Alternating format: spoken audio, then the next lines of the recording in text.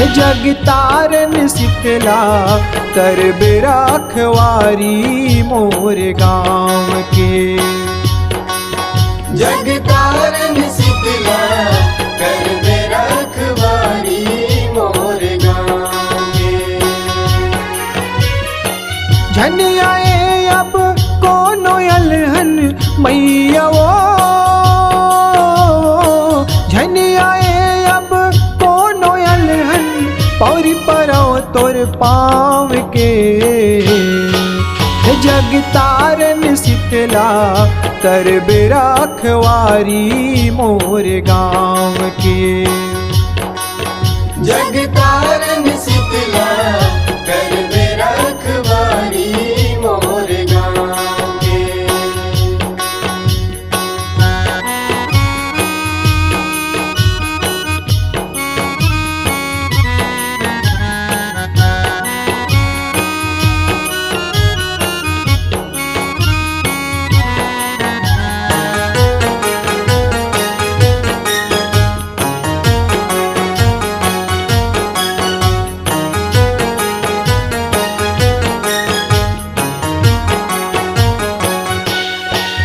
यहो जग तारन है शीतला दाई, सौहत है परमानी। गाँव गली के लाज बचाते माता शीतला भवानी। माता शीतला भवानी हो मैया, माता शीतला भवानी। आठों पहर मोर गाँव के शीतला करे रखवारी। किंजरत रही थे गाँव गली माँ करके गदह सवारी। करके गदह सवारी हो मैया, करके गदह सवारी। करिया पार मल में रुखवा के मैया वो, करिया पार मल में रुखवा के बैठ निर्मल छाँव है।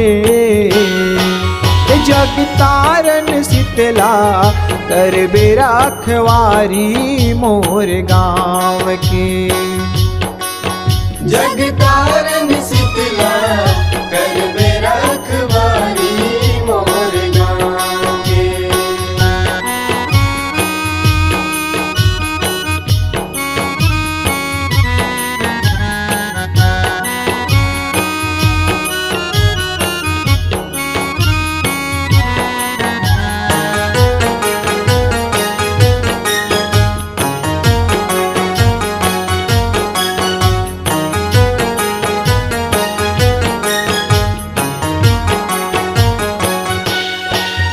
यहो काली बजरंग तोर दुआरी, आके फेरा लगाते। बाना भाला तोर अंगना माँ सुघर शोभा पाते। सुघर शोभा पाते हो मैया, सुघर शोभा पाते। लाल चुनरी सोनी मकुटिया बाहरी सुपा कर धारे। निम पतिया के माला पहिरे शीतला काज सवारे। शीतला काज सवारे हो मैया, शीतला काज सवारे। खड़े संजय तोर दुआरी मैया वो, खड़े संजय तोर दुआरी। आस है तोर पाँव के। जग तारन शीतला कर रखवारी मोर गाँव के।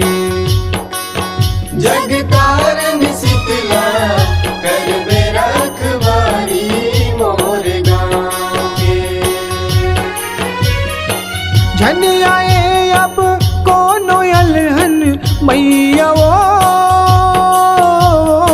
झन आए अब कोनो अलहन पौरी परो तोर पाँव के। जग तारन शीतला कर रखवारी मोर गाँव के। जग तारन शीतला कर रखवारी जगतारन शीतला कर रखवारी मोर गाँव के। जगतारन शीतला कर रखवारी मोर गाँव के।